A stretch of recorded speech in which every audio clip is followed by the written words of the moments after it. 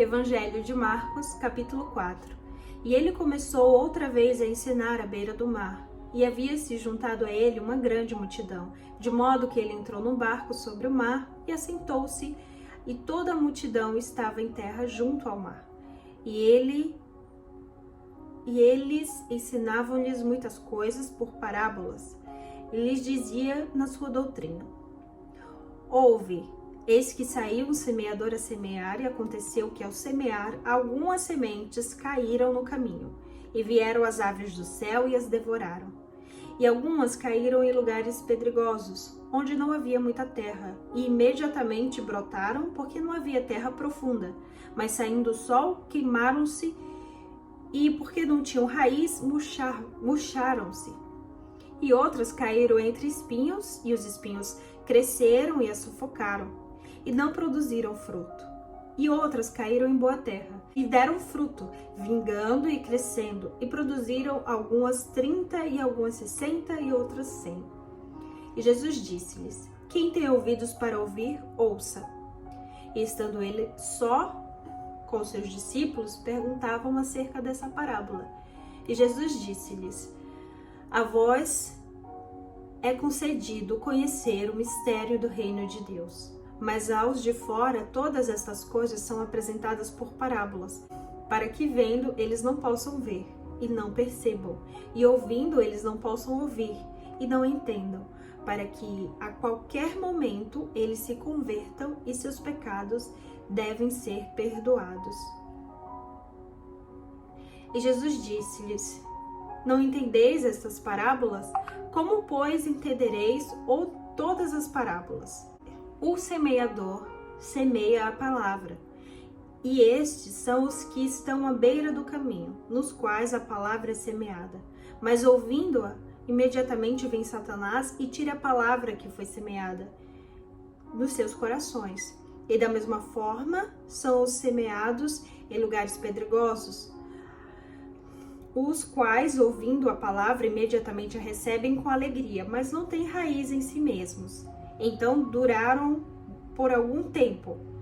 Depois, sobrevindo aflição e perseguição por causa da palavra, imediatamente se ofendem. E os semeados entre os espinhos, os quais ouvem a palavra, e os cuidados deste mundo e os enganos da riqueza e as ambições das demais coisas sufocam a palavra e ela se torna infrutífera. Mas os que foram semeados em boa terra, os que ouvem a palavra e a recebem e produzem fruto, alguns 30 vezes, alguns 60 e outros 100. E ele lhes disse: Vem uma vela para ser colocada sob um alqueire ou debaixo da cama, e não para ser colocada sobre o castiçal? Porquanto não há nada de oculto que não será manifesto, nem coisa alguma foi mantida em segredo, senão que se torne pública. Se algum homem tem ouvidos para ouvir, ouça. E disse-lhes: Fiquem atentos aos que ouvis, com a medida que medis, vos medirão a vós. E a vós que ouvis, ainda mais será dado, porque aquele que tem, a ele será dado, e aquele que não tem, dele será tomado até aquilo que tem.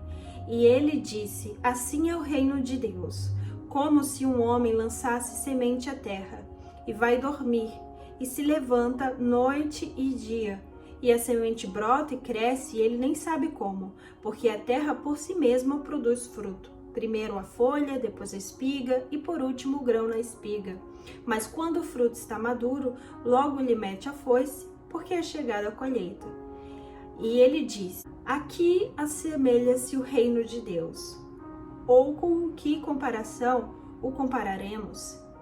O reino de Deus é como um grão de mostarda, que quando se semeia na terra é a menor de todas as sementes que há na terra, mas tem sido semeado, cresce e torna-se a maior de todas as Mas, tendo sido semeada, cresce e torna-se a maior de todas as plantas, e cria grandes ramos, de tal maneira que as aves do céu podem abrigar-se à sua sombra.